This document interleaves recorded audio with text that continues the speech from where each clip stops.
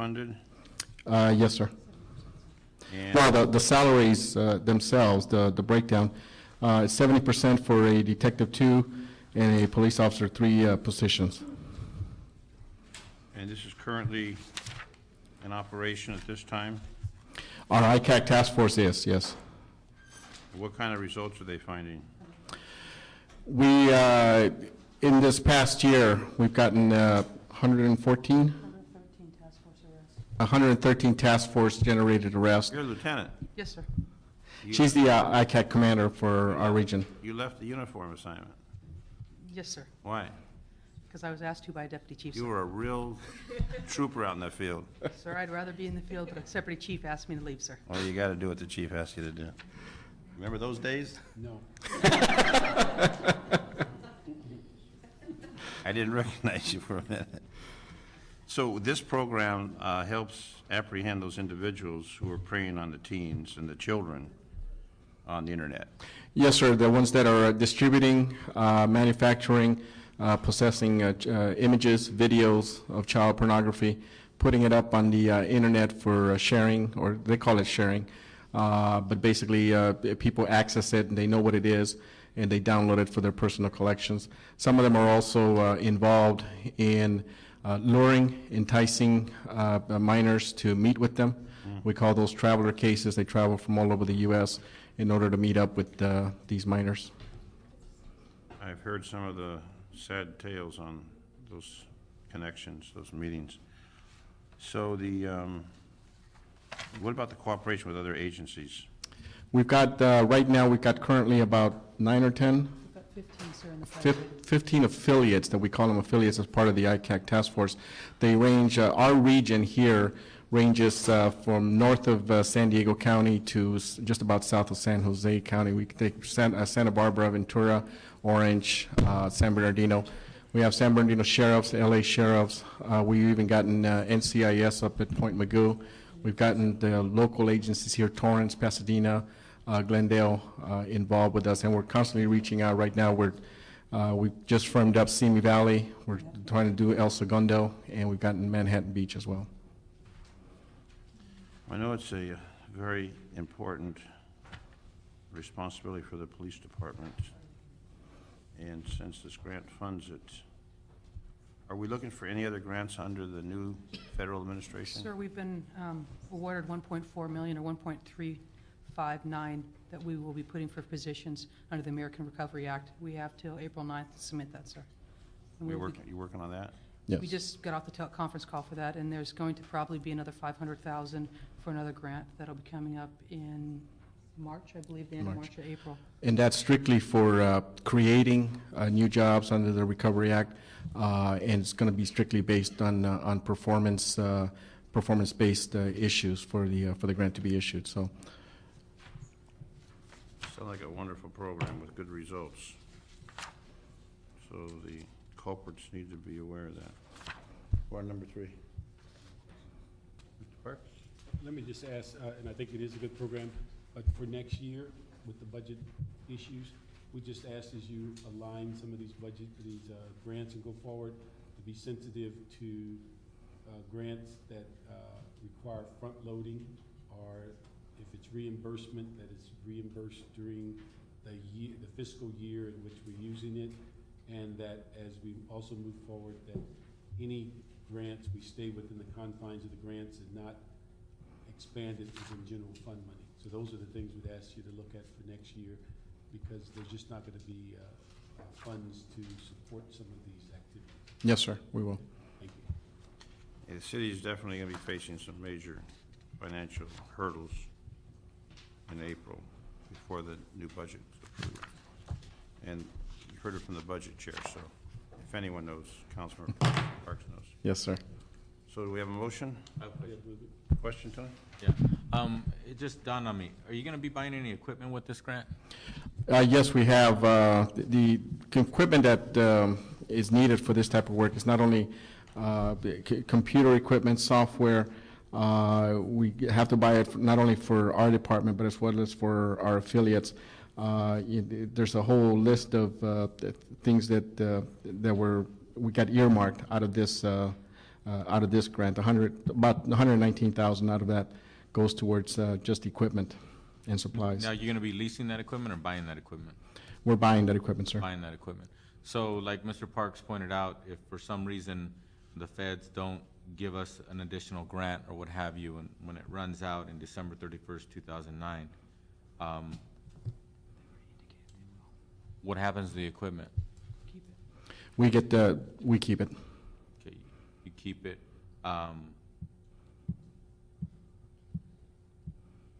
Who inventories equipment that is bought under grant funds?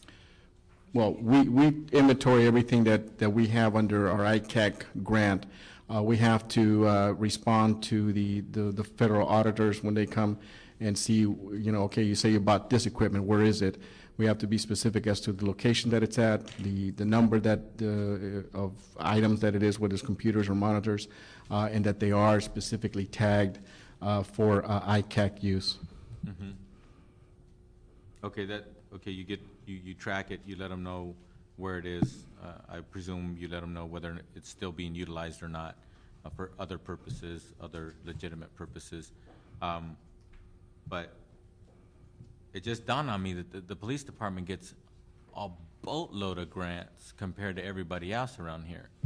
And I'm sure a portion of that, and appropriately so, goes toward fortifying the equipment and/or the atmosphere in order for them to do the work. Case in point, it's computers. Every time you do something, you need more databases, in this case, a lot of databases, I presume, and then you need computers, you need electronic equipment, things of that nature. But I'm just curious as to who's in charge over at the police department to make sure that things are being utilized, things are they can, because just because a grant went away doesn't mean that equipment can't be used for other good purposes that the police department's involved in. Who actually determines that, monitors that, makes sure that everybody's aware that you have equipment and it's good equipment and you should utilize it? Well, within our shop or within our division, I'm ultimately responsible for tracking where it's at and how it's used. We have a lieutenant in charge of specifically the ICAC who tracks who's assigned to what, when did we get this, the inventories. We also work very closely with FOD as far as Fiscal Operations Division as far as what we get and when we get it. We leave paper trails ad nauseum as far as what we've gotten and where it's going. As far as overall, I would have to say it basically ends on my desk as far as the commanding officer for that division, and whoever succeeds me would have the same responsibility. Thank you. One question on the original budget versus revised budget. It seems like some have gone up, some have gone down. Like supplies went from 9,000 to 17,000. Contractual services went from 25 to 0. What was the difference in that? From 101 for travel and training down to 84? We lost a position, sir. Originally, we funded them at 50%, and we were funding another body, another police officer. We were told that we should probably be funding at 70% if we wanted the city council to accept this grant. Okay. So we had to redo it. Also, we're originally going to be doing some infrastructure for some DSL lines, and we were able to get the federal government to pick up that cost. Okay. So we didn't have to pay for those contracts. So that's the difference in that. So the total is the same, 550, but the specific category items fluctuate. Yes, sir. Okay. Okay, we have. Aye. Aye means you get it. Thank you. Thank you, sir. Thank you very much. Good seeing you both. Nice to see you again, sir. He's a councilman now. Keep that, Lieutenant. Yes, sir. But he's always the chief. Yeah, we will concur with public safety on that matter and approve that matter. Number 2, please. On item 2, the city Let's say that till the end, because that'll be discussed. Let's go to number 1. Okay. We want to save the best till end. Okay, on item 1, the mayor has submitted a memorandum. This has to do with the re-exemption of 2 senior project coordinator positions for the Commission for Children, Youth, and their Families. Council has to act by the 11th, so this item will be in council tomorrow. Hello, Hi. you got the floor. This is a request for two re-exemptions. Who are you? Cheryl Soriano, Interim Executive Director, Commission for Children, Youth, and Their Families. Okay. This item is a request for a re-exemption of two senior project coordinator positions for the Commission Children, Youth, and Their Families, and here to answer any questions you might have. I'd like to know what the Commission for Children, Youth, and Their Families actually does. Okay, that's a good question. Right now, we have three major units. We'd be happy to meet with you and your staff to go over it in detail. The first unit is a shared administrative services unit. This was implemented on July 1st of last year as part of this year's budget. We do finance, accounting, budget, personnel, and all general administration for three small commissions: ourselves, the Human Relations Commission, and also the Commission on the Status of Women. This change in the budget enabled substantial savings, this consolidation, if you will, enabled substantial savings last fiscal year in that some redundant positions were able to be eliminated. So that's all administrative. That's all administrative, but that is a centralized administrative unit that is, I guess, represents an efficiency over how things were done before. Okay. Second major program area that we do, and is Community and Youth Partnerships Unit. This is comprised of two major programs. These are direct service programs. The first one being the Kid Watch program, of which there are three components: a safety valet component, a walking school bus component, and a guardian component. This is an expansion. What was the third part? Guardian, where monitors stand around to create safe routes to and from schools. Okay. These are volunteer-driven programs. Because of budget cuts and hiring freeze, we have a very small staff, but we are now focused on 25 schools where we're doing intensive case management. We're doing assessments in all of these schools where we're looking at the statistical data, going into the schools, talking to the volunteers and the parents and the stakeholders, and trying to find out what the key issues are that would improve the safety around those schools. So that's that program. The second program is the Los Angeles Youth Council. That is still operating. We've restructured that significantly. We haven't really had the staff to expand it. In the past, it's been centralized here at City Hall. We would like to expand that and decentralize it so that there are youth council chapters all throughout the community and that the youth council is representative of what Los Angeles looks like. The third major programmatic area is what is called our policy and planning area. They, through our commission, reviews legislation affecting children, youth, and their families, and makes policy recommendations. The other big piece underneath that is the YWAR program, which is a grant-funded program. That is a year-to-year grant. We still have that for the remainder of this fiscal year. And it's a wonderful program. I know you were all invited to the last event that we had. And we have shifted that program considerably to focus most of the resources on direct programming. With the shared administrative services structure, we've been able to absorb the administrative end of that program and leave the staff more able to directly conduct the classes with the young women at risk.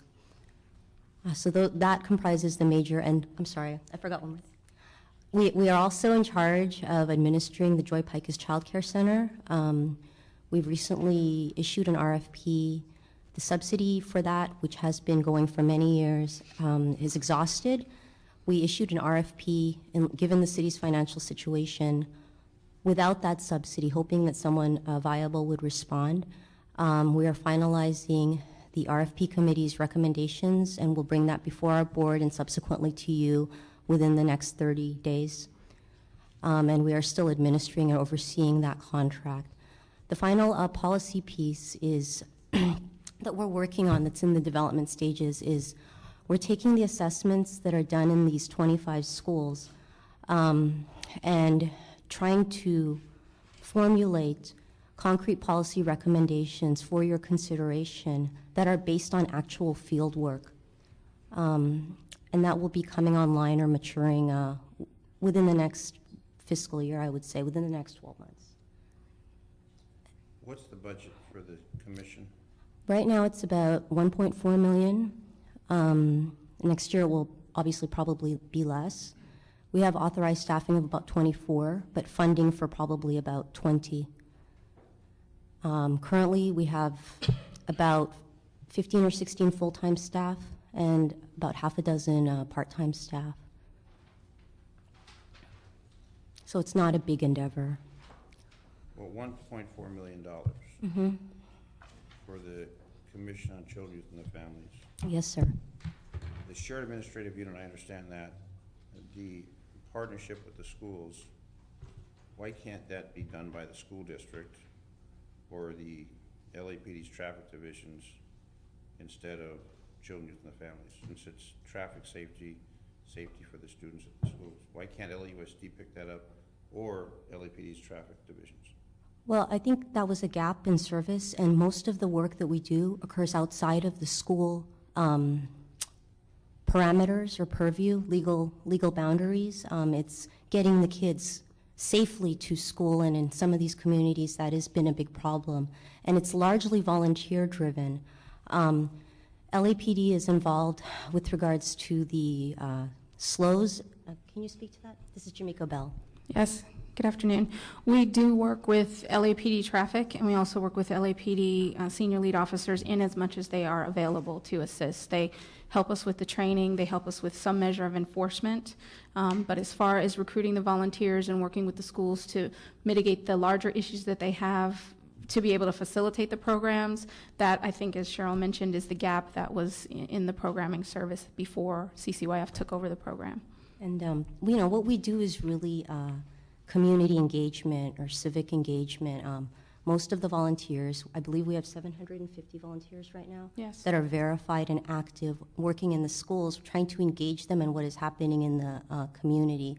And so that's the bridge to the second piece of policy work that we'd like to bring on board. Most of these volunteers are a demographic of women between, I would say, 19 and 45. Go ahead. Most of the parents are Latina. They're between the ages of 25 and 45. For many of them, this is their first opportunity and the first time that they've engaged in civic life or done any sort of volunteer work in a formal structure. So this is a completely untapped volunteer group that we're working with now. And the policy bridge that we'd like to use, since we're engaging this constituency, is to get their feedback on city services and what's important to them in their community, and to link that through our policy work and our assessments and bring that to elected officials such as yourself. Okay, I seriously question the necessity to have that particular commission at that expense, where those responsibilities can be shared by other entities within the city of Los Angeles. And if we're going to be looking at a $1 billion budget, there's going to be cuts in departments and some elimination and consolidation. This is one I think could be shared with other folks, and the people there could be dispersed with other entities. So I'm reluctant, knowing what I know about the budget and the situation, like the Joy Picus Child Care Center, that could be done by General Services. The Youth Council, I mean, there's Human Relations could handle that. I'm looking at, if we're gonna do consolidation and try and have a budget with $1 billion shortage, we need to analyze and say what programs can be curtailed, consolidated, eliminated, because we're not gonna have the money. And if we're adding people at this stage, it troubles me that we're doing that at this time, when I think a lot of those services could be done by another entity within the city of Los Angeles. Well, I guess in our defense, a lot of these services were done by other entities in the city of Los Angeles. Number one being the Shared Administrative Services, and we were more efficient at that than the previous structure was. Number two, the YWAR, we're serving more girls. We have increased retention by 80%. Again, than what was previously happening. Also, Kid Watch, we are now serving, I don't know what the statistic is, but We expanded the program from 50 schools to over 130 schools now in I'm not less than a saying year. They're not good programs. I'm saying someone else pick up that responsibility, whether it be the traffic division, or the school police that has a traffic section, or the senior lead that you mentioned. But somehow we need to come up with $1 billion, Right. which has to come from something. And I'm looking at, and it's not only children, youth, and families, but there's a lot of other commissions and departments that we have that I'm saying, what are the necessities and what are the programs that can be folded into something else? Mr. Cardenas? Actually, to that, Mr. Chairman, basically, you're making their case. What they just said is that they're able to do it cheaper and with better results than other entities have tried to do it within the city. No offense to the other entities. Speaking to the budget, you're actually making their case even further than they made, which should probably go to the Budget Committee. We need to start looking at what things are being handled out of the police department that could be done cheaper and more efficiently with better results in other departments. Let me give you an example. Mr. Chairman of the Budget Committee, how much does it cost for us to have a police officer on the force? Forget about his salary, benefits, equipment, all that stuff. Well, they generally usually figure about $100,000 as a general round figure, but it's, when you plug in. But how about support equipment and all those when kinds we get to that, it gets a lot more expensive, but I think the $100,000 figure is a general figure that. like for like? Like salary, benefits, things like that, but if you start getting into uniforms and cars and all that, I don't think we've ever.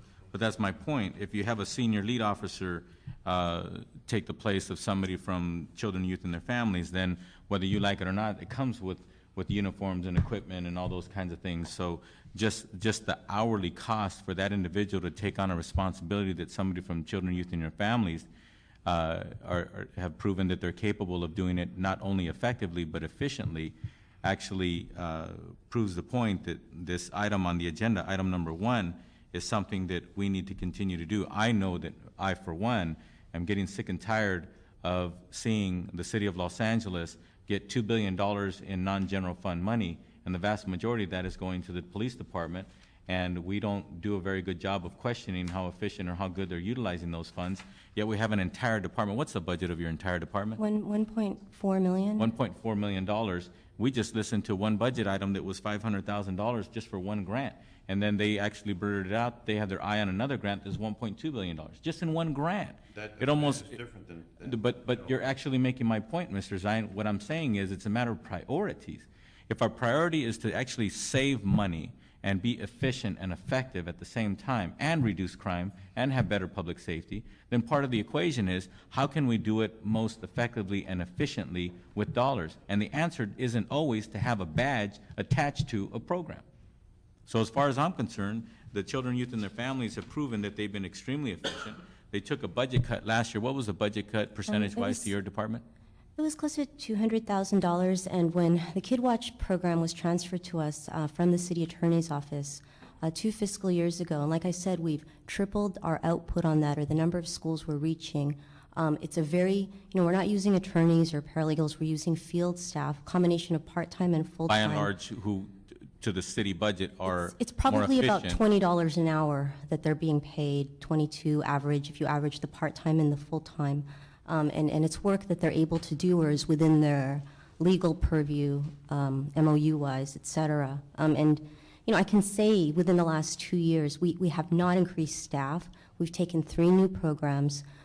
We've absorbed $100,000 in unfunded Kid Watch equipment expense and not asked the general fund for that. And we've probably increased our workload by at least 40% without increasing our budget. And we've been able to do that through internal efficiencies. I haven't hired one new person with the exception of a YWAR grant-funded person in the last year and a half. So these 2 positions, you're not asking for new money, you're just asking for a reorganization within the They're department. re-exemptions. They're actually, there are incumbents in these positions. They're sitting here. So it's an administrative thing. Yeah, it's an approval for the exemption, and I apologize for that administrative error, and that's my error, and I take full responsibility for that. But there are re-exemptions for incumbents that have been in the position since September 2007, and they've done very well. So that the exemptions expire? The exemptions expire automatically when the people that were in them leave. And then when a new person comes, or before a new person comes, you're supposed to ask for the re-exemption to be approved again. And when we came to the department in 2007, there was an executive director there that was from the outside, Rafael Lopez, who just resigned and took a job in Baltimore. And then I came last summer of 2007. There was like literally 4 or 5 people in the department. So the department had experienced a complete turnover in staffing. And this is one of the administrative consequences of that. But you have the money in your budget for these positions, they're currently filled. Yes, and we've more to any cut or anything we've always complied with. We've never tried to work around that or use what we have absorbed. How do I say this? Sometimes if they want a 20% cut, you say, well, we've absorbed this, so we'll count that for our 20. We've always offered up cash, and we've done that consistently for the last 2 years and worked within. We've complied. In the last 18 months, I would say we've had something like a 33% vacancy rate. So we've had salary savings. I'm running to the end of that because they took money out of our mid-year. They took about $36,000. But with the executive director resigning, we have some, I don't want to talk to you about $36,000, but it comes down to that for us because we've absorbed so many other costs. LexisNexis, background checks for the volunteers, $30,000, we're absorbing that. We didn't, if you look at our budget request, it details all of these line items. Even No Secrets, which was a program transferred to us from city attorney for $5,000, we're absorbing that. We're finding ways to eat those costs, not buy other things, use our salary savings, not ask the general fund for, $1 more. If you look at our last 2 or 3 budget proposals, there isn't been a request for $1, an additional $1. They've been reductions, and yet we've managed to make it work and produce more. I mean, we're probably at the end of that working around things. We have very few staff, but wherever we can, we've tried to comply with your directive and the spirit of what you've asked. Has the need reduced proportionally with the reduction in your budget? The need for services? Yeah. No, and I think it's worse. A simple yes or no? No. No. No. Has your responsibilities increased along with the reduction in your budget? Have your responsibilities Yes. increased? Yes. Yes, Yeah. by at least 40%. Yet you're able to do that with the same budget that's been reduced. Yes, Your and reduced budget. I think, to be fair, I think part of that is because we're so small. I'll be frank with you, I have no fat on my staff as far as dead weight. They're all, the admin people, the accounting clerk, Vicky, or Alrita, any of those, they step in and do other things. But part of that is we're so small and agile, we're able to do that. But with all due respect, Mr. Chairman, she just said a few minutes ago they've had a tremendous turnover rate in this little tiny department. And their executive director that I work very closely with, because we do a lot of things with children out of my office, I personally believe, I don't know if he'll ever say it, but from my perspective, I think one of the reasons why he left is because he can't keep his commitment of doing all the things that he would like to do with this small department for the city, and we keep stripping them and reducing them and reducing them. And with all due respect, I think that's one of the reasons why you have such a high turnover. It's not that people aren't capable. It's not that they don't care. The fact that the reason why they leave a lot of times is because they do care. And they're getting sick and tired of doing more and more and more with less. But with all due respect, even though they're meeting more need out there in the community, they're still scratching the surface on what the real need is. Then where do you come up with the budget for $1 billion?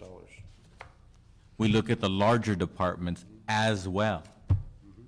Not looking at the tiniest department you look at and all of asking them to cut another 30%. I think you look at all of them. Or better yet, what we do is make sense, and instead of having us transfer, as a city, transfer responsibilities from a very efficient department, person by person, like children, youth, and their families, and then in our ignorance, transfer some of those responsibilities to the senior lead officers or the traffic division, where there's no question that those individuals' hourly time and their annual budget is by far larger than if we did it out of children, youth, and their families. The programs that were transferred from the city attorney's office, you mentioned a number of Yes, programs. yes, Kid Watch and No Secrets. And was there compensation to go along with that? No. No, well, there, a little bit. I think for Kid Watch, maybe under $100,000 was transferred. There was no equipment funding, but we had been doing a safety valet program, which was similar. It was just making sure kids were safe getting in and out of cars when they're dropped off at school. So we kind of, and that was a grant-funded program through the Department of Transportation. So we transitioned staff into Kid Watch and absorbed all of the attendant costs. But we made the program, we expanded the scope of the program. So when we went to a school, we could ask them, what do you need? Do you need valet assistance, or do you need the Guardian program, which is what the Kid Watch program was? And some schools want only one thing, and some schools want more than one thing. So it's really listening to the parents in the school and finding out what they need, and giving them more than one option. So the program was expanded in scope, and they're still getting the same level of service, I believe at a lower cost, just simply because our field staff are paid less. So the city attorney's office coordinated those programs, Yes, and it transferred to your department, yes. And we completely overhauled the program. and the city attorney's office was involved for what reason? They created it. Rocky created it. So the valet program was created by the city attorney's office? No, that was through the Department of Transportation. That's something we were doing, and we've applied for that grant, the State Department of Transportation. We applied for that grant subsequently. However, the entire, not because our program wasn't compelling, and I think it's more compelling now than it was before, but it got wiped out. And once they were trained in that safety valet program at the particular school, then the school took that over with the volunteers, and then you went to No. the school. No, it's a volunteer-driven program. Right. A lot of schools, and I'll be frank with you, a lot of school administrators have a lot on their plate. They can't handle that, or it's not. If it doesn't happen, and some of the issues we've had, for example, with LAUSD school police, is that if it doesn't happen in the legal parameter of the school, and safety is not just within the walls of the confines of the school, they haven't wanted to be responsible for it, or they have enough to deal with. So a lot of times it is with the school. It depends on the school. Sometimes it is with full blessing and cooperation of school officials. Sometimes it's with a parent that's very active, and so with you can speak a little to this. Sure. We never walk away from a school. When we initiate a program, we either work with them intently if they're having difficulty either recruiting or maintaining their volunteer base to operate the program, or we put them into what we call maintenance, which means we still continue to work with the school. They're running the program fine on their own, but we still do at least monthly checks and replace equipment and do a quick volunteer training or help them with a recruitment activity as they need it. So we are now currently tracking 158 schools across the city, which is a reduction from last year, where we were tracking about 275. But The valet program. this is now the entire scope of Kid Watch. Kid Watch is now a three-pronged safety program. Our existing valet program is one piece. The Guardian piece, which is basically what we inherited from the city attorney into, and we've added a walking school bus component. So we actually have a three-pronged safety program that approaches child safety from the school site, the neighborhood, and then the path to and from school. And so that's what Cheryl was talking about. We offer them a menu of service. What would you like? What works best at your school? And so we always work with the schools, and we continue to work with them throughout the entire year, tracking, monitoring, supporting, replacing equipment, retraining volunteers, re-engaging volunteers who have maybe become disenfranchised with the volunteer process. So we always stay engaged with our schools. I come from a traffic background with LAPD, and I'm familiar with the valet program. Mr. Don Rector used to be in charge of the school safety programs, and they had a number of programs administered by the school district. Do they have any programs currently in operation of the school district for the safety access? They used to have a Safe Routes to School. They still have those coordinated by the school district. They may. We have not encountered those. We don't work with them at all. You say you're working with the schools. We are working with the schools, but working with the schools and the principals and the site coordinators, there's not always a connect between what's happening broadly at LAUSD. The principals sort of operate their schools on their own, and that's the other reason why we maintain contact with them, is because you know, they change principals, they change staff, they change priorities, they get overwhelmed, they're adding students, they're facing budget cuts. And so what we provide is a little bit of assistance above and beyond what LAUSD is able to do in order to support the parents and the volunteers at that school, as well as the safety programming. I'd like to know what LAUSD is doing with their school safety program, Okay. because they have folks that are strictly assigned, at least they've had those, and if they've abandoned that, I'd like to know that. If they still have that, we may be able to consolidate and combine those resources.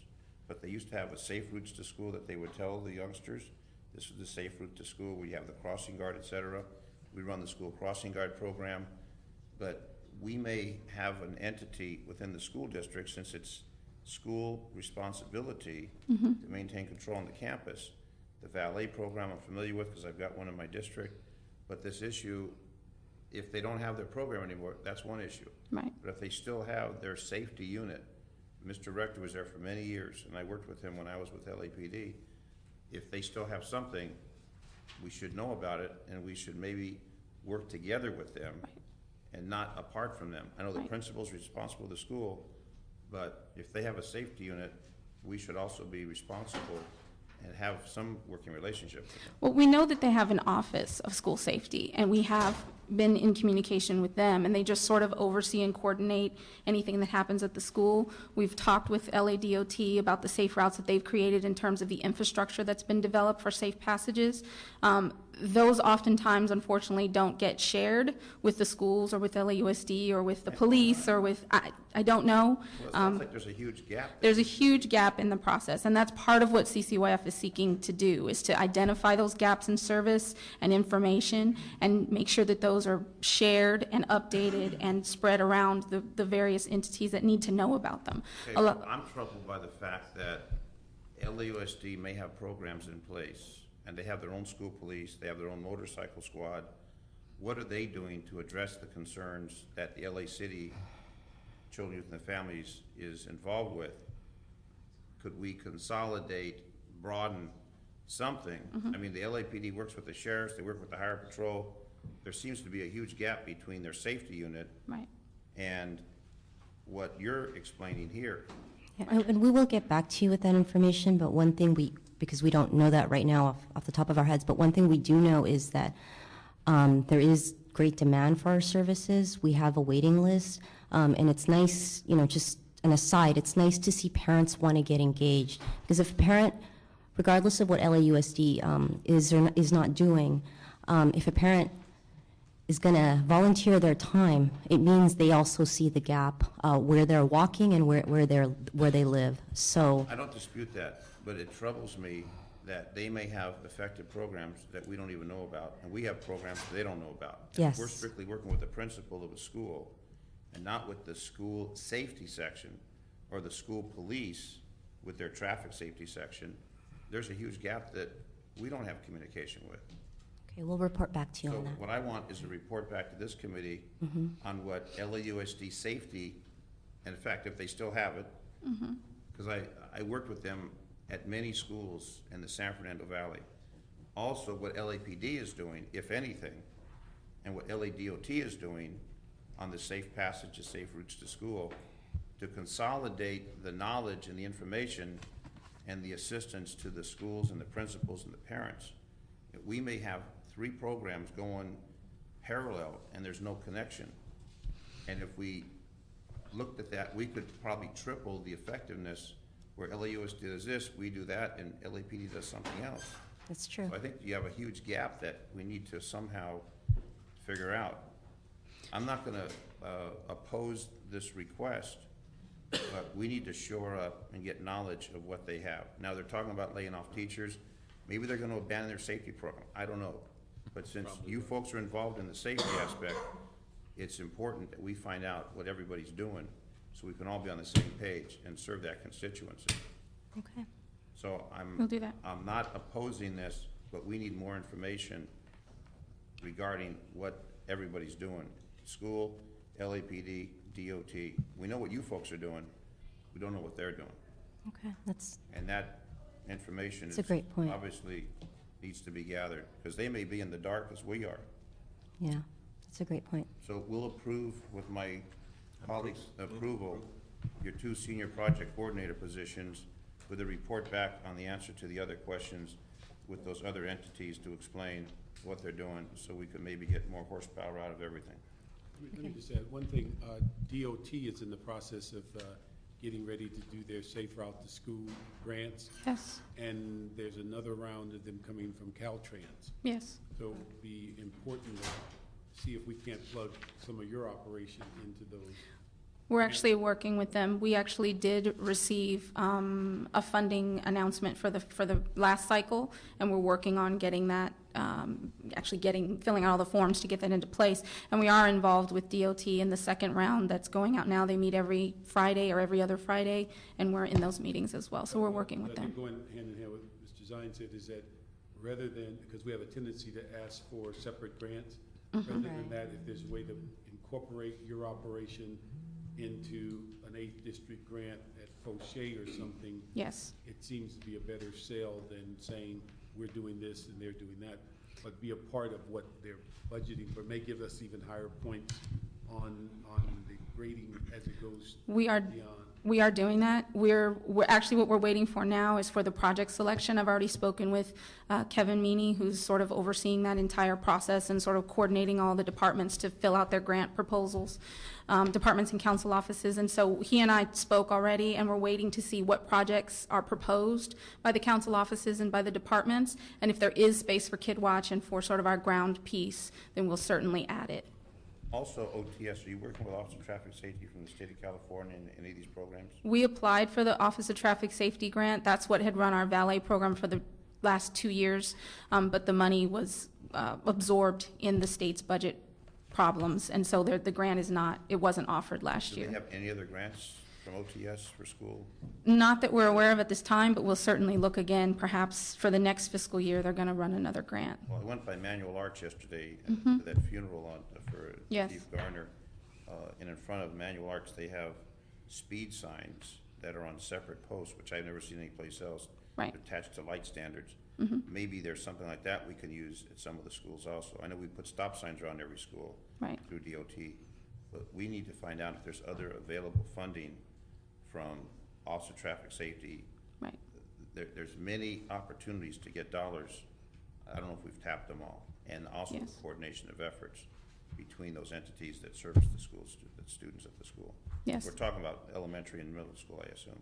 And some high schools. We actually had a meeting last week with CD9 to talk about implementing programmatic opportunities around manual specifically. So we're going to be working with them, sort of see what they're doing and how they're doing it, and then what can be duplicated in other high schools. Okay, all right. That'll be the motion on that item, and we'll get a report back in When do you want the 60 report back? days. 60 days? with those other entities that are involved in that. Okay, thank you. Thank you. Number 2, please. On item 2, the city administrative officer has reported, this item, by the way, was continued from the last meeting, and there is a city attorney report in ordinance. This has to do with the special parking MOU, and this is to reflect a joint labor management committee on commute options and parking. Oh, wait. Good afternoon. Carolyn Cooper representing the CAO's office, and I have with me Mary Ann Keene with the Personnel Department, To and the county. not yet, and Janice Barquist with the City Attorney's Office, so depending on your questions. At the direction of the Personnel Committee, at the last meeting, we met with the representative from UFLAC, Mike McOsker, and went over the bargaining history of since they've had a change in officers in their union, and shared with Mike the bargaining history behind the agreement that was reached with the Joint Labor Management Committee on Parking on the successor special parking MOU, and listened to his concerns. And basically, we agreed to disagree on the applicability of the special parking MOU to UFLAC. As we presented at the last meeting, the and I should add that the city attorney concurs with this assessment, that the special parking MOU was negotiated with the participation and involvement of a UFLAC representative that was in office at that time. The special parking MOU was voted in accordance with the bylaws that govern the Joint Labor Management Committee on Parking, and it was approved by more than a minimum number of union member votes and management votes, and this is what's in place. Now, we did communicate to UFLAC, to Mike McOsker, that in the event that UFLAC is interested in presenting a parking proposal at its regular MOU negotiations for their upcoming MOU, because their MOU expires June 30th of 2009, that we would certainly consider that with any other proposals they present at the table. But until such time as a parking provision may be incorporated into their regular MOU, until that time, this special parking MOU covers UFLAC. And I might add that we were also, I don't know if they were fully aware of the participation by their members currently in the rideshare program, that they also receive benefits in the form of, they do have members in the van pool program, they do have members receiving the transit subsidy, and they do have members getting parking permits, where if they didn't get a parking permit, they'd have to pay market rate going into those lots. Okay. The direction was to hopefully resolve the matter, but obviously it hasn't been resolved from what you're stating. The issue that, an email that I received from Mr. McOsker, Mike McOsker, deals with the meeting near the end of 1 hour meeting, asserted that already had an enforceable agreement, and that the conclusion announced that our hour or so of what by any objective standard was bargaining was considered for you to be merely informational, and collective bargaining should have been obviously a proposal. What about this issue? I understand the legal standard that while they weren't there for the vote, the majority of the committee members were there. They voted to implement this. The issue about agreement, informational bargaining, collective bargaining, what about that aspect? As far as characterizing the meeting that... How many meetings were there? Are you talking about with the Joint Labor Management Committee meeting? No, from last personnel committee meeting till today. We met once. Okay. And just to clarify that we met at the direction of the committee. Mm-hmm. It was the CAO meeting with Mr. McOsker at the direction of this committee. It was not the Joint Labor Management Committee meeting, nor, one other thing I want to add is the regular MOU negotiations over their contract has not yet commenced.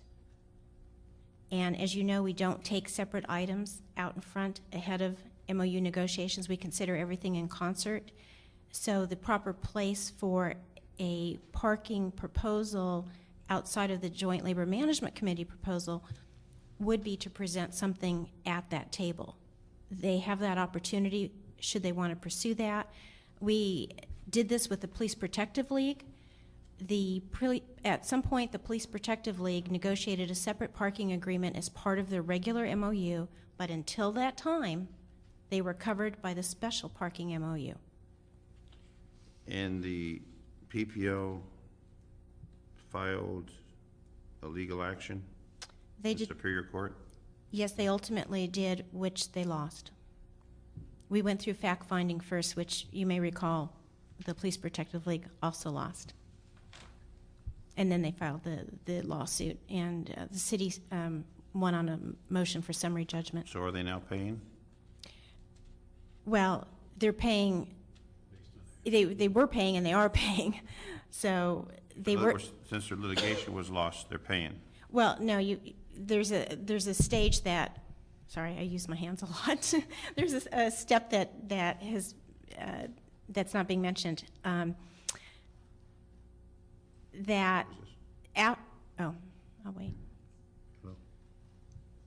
No, what you're saying is that they're paying based on their MOU that they. They're paying on their, based on their MOU, but they were paying based on the special that. parking MOU, and until whatever was negotiated in their new MOU. Let me ask you one question. Yes. Does it, the fact that this group, joint management group was put together, and that within that joint management group, the whole bylaws is that they speak for all members?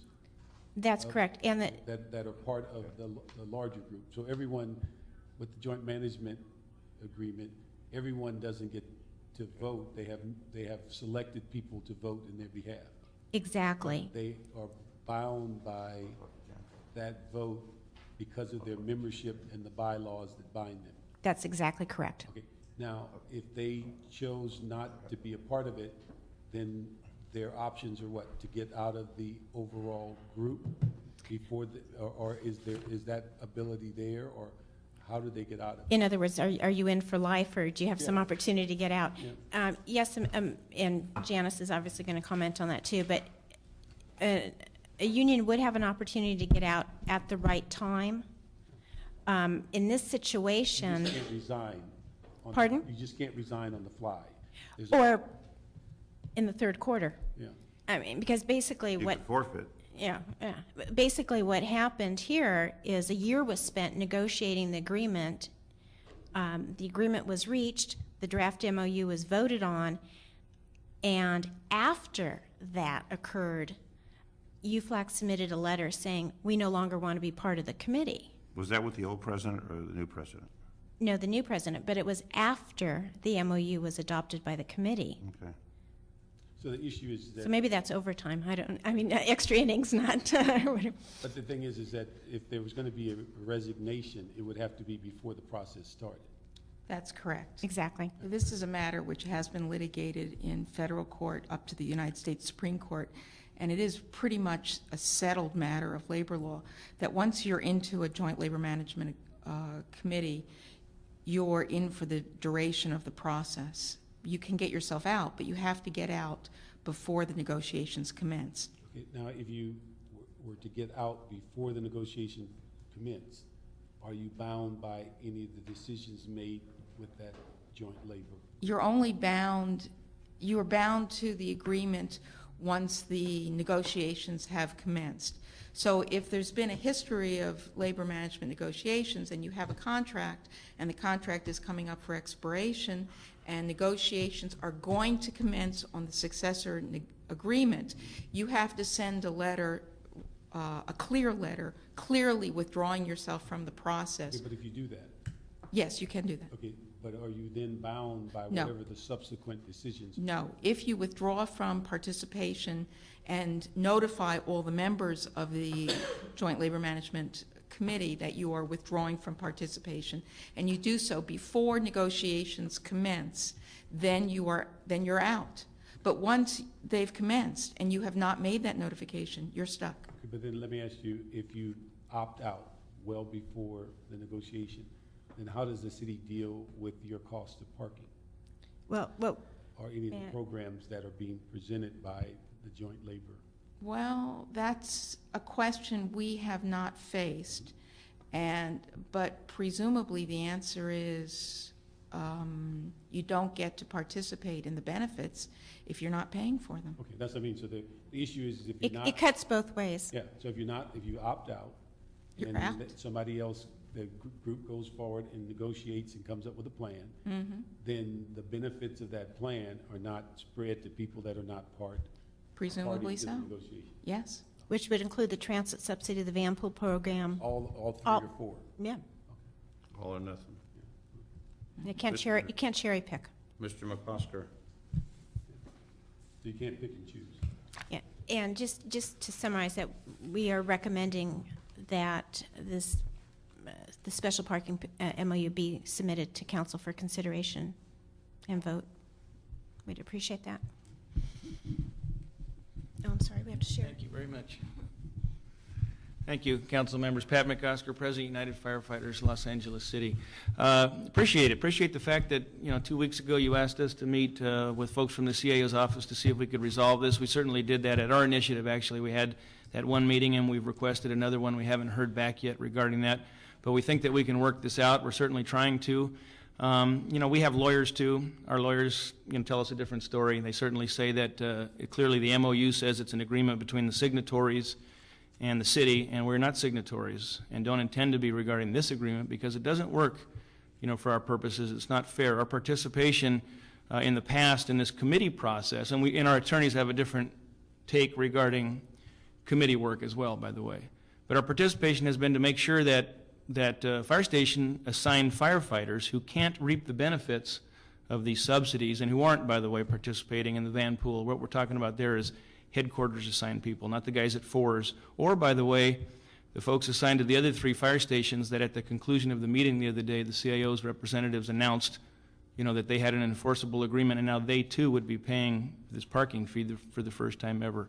So bottom line is they can't reap the benefits of this, reward system for carpooling because of forced hire and because of the overtime at other fire stations that's required of firefighters and the need to bring all the equipment and so forth. So for that reason, we're looking for something that is really cost neutral for both parties. It's not supposed to just be cost neutral for the city, I don't believe, but something that's fair, to both parties. And our workers is a group. Fire station assigned firefighters certainly are a group that can't reap the benefit, and therefore we need to work out a better, more fair agreement for them, and that's what we seek right now. What are the other 3 stations that were mentioned? Probably be 10s, 9s, and 3s, I'm going to assume. When does this current contract expire? The current contract expired on December 31st, 2008. This new one would start January 1st, 2009, but on the increased rates, we would collect them on a go-forward basis, and same with the transit subsidy. No retroactive? No retroactive. So Mr. McOsker thinks that further discussion could resolve the issue? Well, what we've been trying to say is the proper forum for that would be at their MOU negotiations as part of their table. As you know, we don't take select items out of order or in front. No, I understand that, but for this particular matter that was hopefully going to get resolved from the last meeting till today, is there still light at the end of the tunnel to resolve it? There's a light, but it's a train. It's a light, but it's a train. See, first we were talking about station number 4, but now we've added 10, 9, and 3. So now it's expanded, which... What happened was when Station 4 was moved from outside the downtown area to inside the downtown area and was going to be part of a larger complex that includes medical services division from personnel department, and there's been other discussions on that. It came to our attention, so we thank UFLAC for that we had missed a couple other fire stations in that geographic area. So we are now looking at that. Every so often it does come to the city's attention that there's certain parking lots where people haven't paid where they should be paying, or we're not collecting.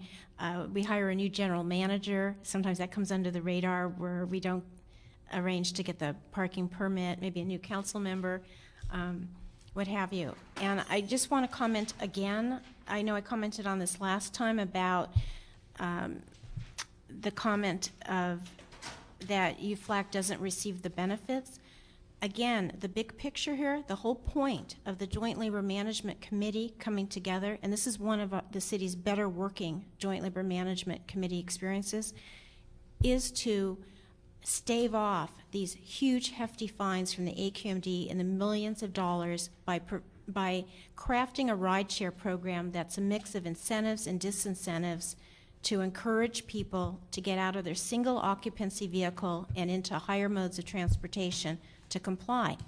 Obviously, this the rideshare program and the parking benefits we offer in the city does not uniformly affect every single bargaining unit. You will hear AFSCME say they have the lowest paid employees and they're paying the same amount for parking when they do qualify as a general manager, as somebody making over $100,000 a year.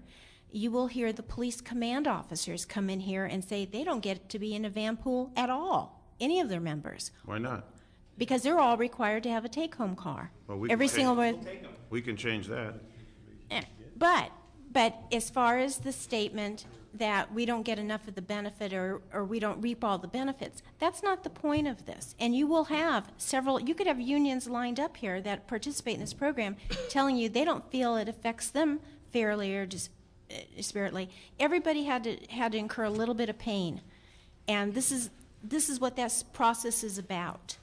And UFLAC is a signatory to this process. So they have to endure their share of the pain. Yes, and we spent all year with the UFLAC representative participating. Who's at the table for UFLAC? Ted Nonino? He tells a little bit different story about his participation. Well, I went back through the minutes and I looked at every time he was there, and he voted. He was there. And Okay, so how do we resolve this? Do we force it There- down UFLAC's throat and alienate the fire department, the public safety that save our lives, protect our property? Or you can just alienate the people. Protect that our support children. them. well, let me address it from another angle as well, because I listened to the whole discussion on I think it was item 1 on the special project coordinators in children, youth, and their families.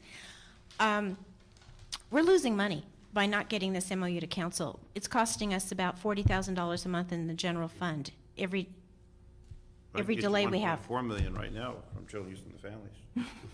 I've already filled positions. But there's some budget implications that are important here because the program has been running in the red, and this committee, I have to tell you, worked very hard to come up with a revenue-neutral solution that would appease AQMD, not incur too much pain to the employees, give additional money in the form of a transit subsidy. It had not been increased in 10 years, and the longer we delay getting this MOU to council, the more it's going to hit the general fund. We really need to get the revenue. Their contract expires the end of June, Yes. and when are they going to start negotiations? I don't know. They haven't approached the CAO yet. Well, I think the CEO approaches them. March 31st by the city charter. Can I make a few more comments? Absolutely. Appreciate it. We'd like to resolve this So would we. satisfactory manner for everyone. Certainly, absolutely. We would too, and that's why we are seeking that other meeting and believe that we can resolve it. But, you know, the reason that we participated, as I said before, and the reason that those 3 fire stations that do fall in the geographic district have not been paying, that's the past practice. That is the contract between us and the city right now. It's been going on for 20 years that there's been a committee, and there have been 4 fire stations now, but 3 previously in that geographic. So that's been the past practice. That's been the reason for our participation in it. I don't think you're going to have a line of unions that come in here and can make a legitimate claim that the reason that they can't participate is because they're forced to work overtime and forced to take, tons of equipment to another location in order to work that overtime in their personal vehicle. So, we really do have a past practice right now. So what is your suggestion? My suggestion is that you move the agreement to the city council and enforce the agreement, or apply the agreement properly to the signatories to the agreement. You may get all the other unions who have a signature line on that agreement to sign, but not mine, because for the reasons that I've stated. And we, in the meantime, will seek, a fair and reasonable agreement, and we can do that through all the way up into and through contract negotiations. We're eager to reach agreement. Well, I'm eager to resolve it without creating another lawsuit for the city or for the UFLAC. Well, I think Councilman Parks summarized how the bylaws are structured and how it has to be applied. And we have a past precedent of how we did it with the Protective League. And it's not just about Fire Station 4. They have 164 members getting parking permits all through the city. They have people getting transit subsidy. This isn't just about Fire Station 4, which we haven't collected from yet. And how many is assigned to Station 4? I believe there's approximately 60 on platoon duty. And thank you for reminding me. Also, as I pointed out at the last meeting, that platoon duty is a category that's been in the MOU already. That's not a new category in this new MOU. We didn't change that at all. And UFLAC signed the last MOU. The one that's, the one prior to this one. The one that expired in December. Yeah. Correct. So is Correct. this holding up all the other union? It's holding up everything. It's holding up holding up being able to give a higher transit subsidy. It's holding up collecting higher parking permit fees. How do we approve it all and carve this out for another meeting? We can't. Why? Because it's all based. Because this was bargained in good faith, and we are following the bylaws. We have to do it this way. They participated and negotiated the MOU. What changed is they had a change in officers after this MOU was approved by the JLMC. Morning after my swearing in, they had the signing by 3 unions to this agreement. So I wouldn't call that good faith, by the way. I'd call it a rush to beat the change of administration at UFLAG. We didn't even know they were having a I change. think the issue is this. That's that not it. Whether they had an election or not, the issue as going forward is that from the moment that UFLAG was part of the negotiating bylaws, it was a done deal, That's right. whether they signed it or not. That's right. And then that's pretty much what the court decided on the protective league, who had the same argument that was found to be faulty. So the issue is, if you carve somebody out, it affects the whole agreement, because everybody took a little pain and everybody got a little benefit. And the issue that we are moving, costing the city's general fund $40,000 a month because we're delaying it, doesn't alter the overall agreement. The agreement is there, whether there was an election this month, last month, or 2 months from now. The agreement was there, the people participated. The way to have gotten out of it would have been to resign before the negotiations started. That's correct. That's exactly it, in a nutshell. Mr. McCall? I don't need it, actually. Thank you. No, our attorney actually sees that issue very differently. What our attorney says is, by that logic, the committee, or 3 committee members who ended up signing that agreement, could have, at the last minute, imposed $1,000 a month, parking fee against you and your members, and they would try to then bind it to you. That's just simply not the way the meet and confer process in Myers-Milius-Brown works in the state of California. We have to follow the advice of our city attorney, and the city attorney is saying exactly what Councilman Parks is saying. But I don't think the signatures, after you negotiated, could have altered the plan at the time of signing. No, because the vote was taken, and we, as you know, just like when we have a regular, for example, MOU 3 ASME contract, we get the signatures, start collecting all the signatures afterwards, because you don't always have everybody represented in the same room. But you normally have agreement. But, right, and that's what we had. We had an agreement in compliance with the bylaws, more than the minimum union votes required. And you didn't have consensus is what you didn't have, I suppose. That's what normally the labor management committees actually run by consensus, normally, meaning at the end of the day, they all agree, and then they all sign, but that isn't the case here. We followed the bylaws completely in compliance, That's not and exactly true for all joint labor management committees. They all have voting requirements, and consensus is not a mandatory requirement. so we're recommending that this MOU be submitted to council for consideration. I'd like to bring my motion from last week and move this so that we can get it to council. Well, we can do that, but I still thought there was a glimmer of hope for the fire department. Well, we're trying to reach agreement. Like I said, the one meeting that we had after your instructions to us was at our initiative, and we've asked for another meeting since then. We haven't reached agreement yet. We're trying to. When are you planning to bring this to council? What would be the date? As soon as is legally allowable, as soon as it leaves this committee to go forthwith to council. It won't be for 2 more weeks, because, Because you won't have a meeting Friday, and there's none next Tuesday or Wednesday. Oh, okay. so the So, following Friday. right, Could as we soon as it ask could be you to- scheduled. Can we ask you to meet as often as you can between now and next Friday? The problem we have is we haven't started MOU table negotiations. No, not on that, on this issue. On this issue only. This, I know. we can't negotiate on behalf of the Joint Labor Management No, Committee. We did, whatever you had before, you met, you listened, that you have other meetings between now and next Friday. Is that If- possible? My suggestion there would be then that we go back to ERC, because if we're going to go back to the collective bargaining no. discussion, We have to do that. then we need to go back to ERC. What was the meeting you just called, you had just recently? The meeting we had recently was at the direction of this committee, and it was basically, our understanding was as a courtesy to help educate UFLAC about the history of bargaining, because I don't know what happened with their change in command with the officers, and they didn't seem to know what had happened. So we looked at that meeting, besides complying with the committee's direction, to help educate or enlighten UFLAC, and also to listen to what their concerns were.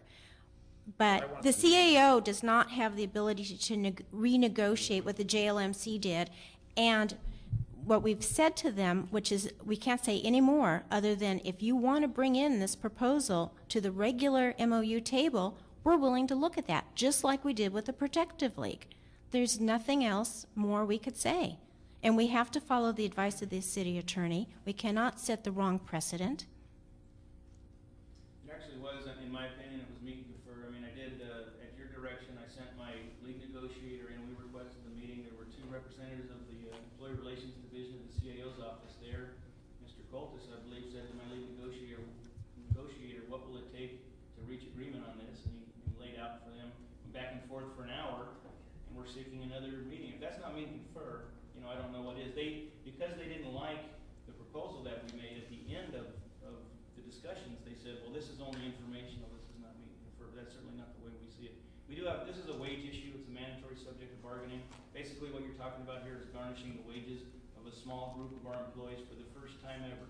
Never been fire station assigned firefighters charged to park there at the firehouse before. That's what the city seeks right now, and it's something that has to be met and conferred on with us.